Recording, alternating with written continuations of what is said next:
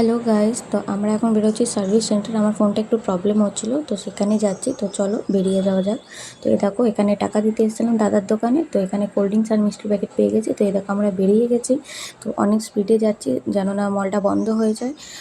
তো তারপরে দেখছি গিয়ে বন্ধ হয়ে গেছে। তারপরে চলে এসেছি মাঠে। এ দেখো মাঠে ওখান থেকে আমরা নিয়ে নিয়েছি ডিম সিদ্ধ। তো আমরা মাঠে সব প্রায় দিনই বসতে আসি। এ দেখো এখানে নিয়েছি একটা চিকেন পকোড়া, তারপরে নিয়েছি চিকেন কাটলেট।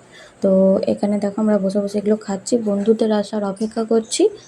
তো এ দেখো আমি একটা ইনসেন্ট বাইট নেব চাটনি লাগিয়ে। তো আমার মুখটা দেখবে জাস্ট।